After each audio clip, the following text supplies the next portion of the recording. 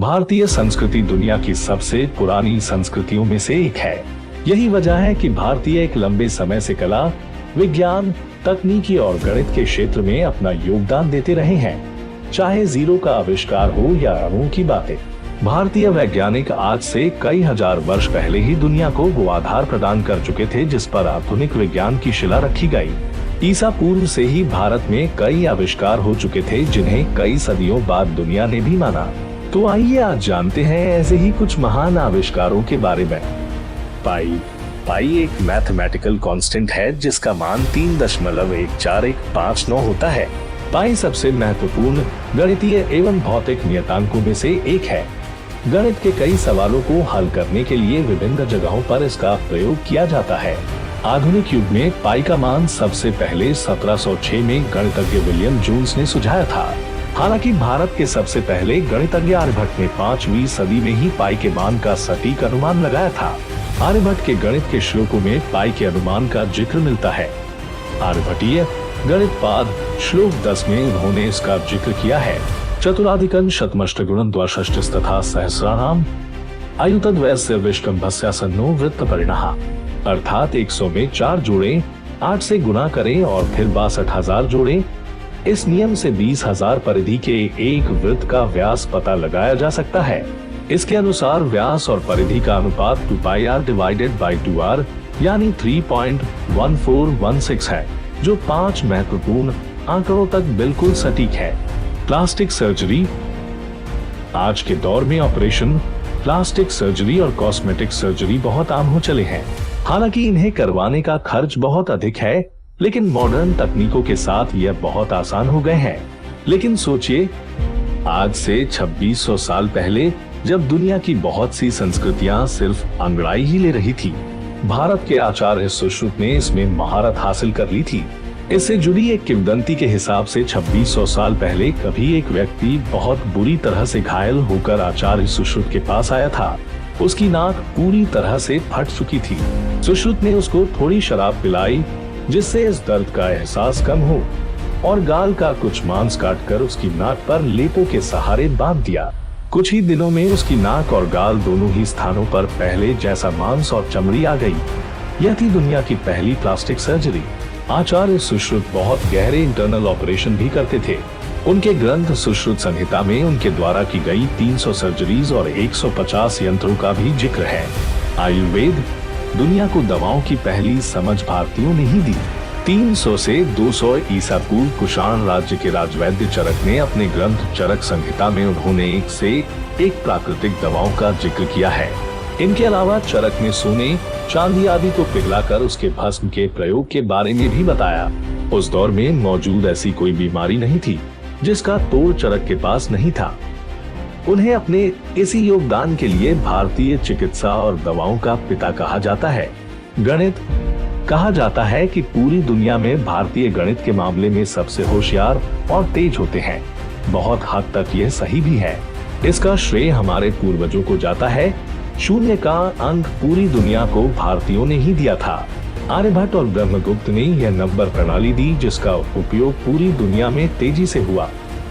इससे पहले रोमन अंकों का प्रयोग किया जाता था, लेकिन उनमें संकेतों से लिखने वाली लिपि के चलते बड़ी संख्याएं लिखने में तकलीफ हुआ करती थी। लेकिन जब दशमलव प्रणाली आई, इसने सभी समस्याओं को सुलझा दिया। कंप्यूटर की भाषा की नींव भी भारतीयों ने ही रखी थी। कंप्यूटर सिर्फ 0 और 1 की भाषा समझता है और 0 का उद्गम भारत से ही हुआ था। इसके साथ ही आर्यभट्ट ने आज से हजारों साल पहले बिना किसी टेलीस्कोप या यंत्र के पृथ्वी का व्यास लगभग के करीब सही नाप लिया था। साथ ही उन्होंने हीलियोसेंट्रिक थ्योरी भी कोपर्निकस से पहले ही सिद्ध कर दी थी, जिसके मुताबिक पृथ्वी अपनी धुरी पर घूमने के साथ ही सूरज की भी परिक्रमा करती है। इसके अलावा बौधायन ऋषि ने हजारों साल पहले जिस सिद्धांत को प्रमाणित कर दिया था, बाद में पाइथागोरस ने उसे सिद्ध किया और ये सिद्धांत कहलाया बौधायना पाइथागोरियन सिस्टम। अणु का सिद्धांत। अगर कोई आपसे पूछे कि केमिस्ट्री में अणुओं की खोज किसने की, आपका जवाब होगा डाल्टन। लेकिन डाल्टन के जन्म से सदियों पहले भारत में एक ऋषि हुए थे, ऋषि कणाद। उन्होंने हजारों साल पहले ही ये बता दिया था कि कोई भी द्रव्य अणु और परमाणु से मिलकर बनता है। परमाणु सबसे छोटी इकाई है जिसे नष्ट नहीं किया जा सकता। बिना माइक्रोस्कोप या किसी अन्य यंत्र के ये पता लगाना वाकई एक चमत्कार जैसा था। साथ ही उन्होंने यह भी बताया कि यह परमाणु या तो स्थिर अवस्था में रहता है या ऊर्जा के रूप में। यही बाद में हाइजेनबर्ग का अनसर्टेनिटी लॉ बना। Would steel. कई पुरानी सभ्यताओं में मिश्र धातुओं की नींव रखी गई थी, लेकिन भारत ने यहाँ भी अपनी पहचान बनाई। उस दौर में युद्ध और घरेलू उपकरणों के लिए लोहे का ही प्रयोग किया जाता था, लेकिन लोहे के साथ समस्या यह थी कि उसमें बहुत जल्दी जंग लग जाती थी। जैसे ही लोहा वायु के संपर्क में आया, उसमें जंग लगना पक्का था।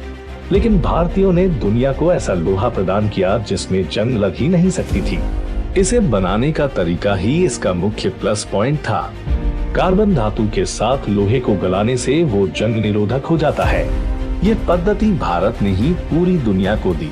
इसी लोहे से बहुत मशहूर तलवारें बनती थी, जिन्हें दमास्कस लोहे की तलवारें कहा जाता था। सम्राट सिकंदर की तलवार भी इसी धातु की बनी थी। प्राचीन भारतीय विमान शास्त्र।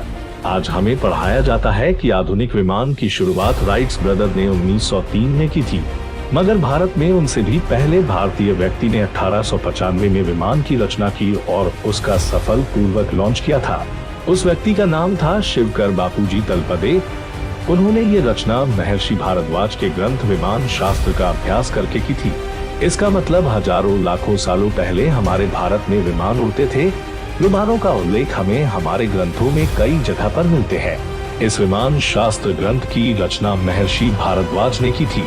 इस ग्रंथ में कई विमान बनाने की प्रक्रिया और सिद्धांत के बारे में विस्तारित रूप से लिखा गया है। और तो और कई प्रकार के यंत्र और इंजनों का भी वर्णन किया गया है। उदाहरण के तौर पर देखा जाए तो रामायण में रावण के पास पुष्पक विमान होने का उल्लेख मिलता है। उस वक्त युद्ध के लिए भी विमान बनाए जाते थे। उनमें गोधा नामक ऐसा विमान था जो अदृश्य हो सकता था। ऐसे बहुत सारे विमानों की रचना और आविष्कार हमारे प्राचीन भारत में हजारों लाखों सालों पहले हुए थे। आज के लिए बस इतना ही।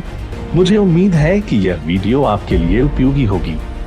ऐसे ही वीडियो देखने के लिए हमारे चैनल को सब्सक्राइब कीजिए, अपने दोस्तों को वीडियो शेयर कीजिए और हाँ, वीडियो को लाइक करना ना भूले। तो मिलते हैं नेक्स्ट वीडियो में। तब तक के लिए बाय।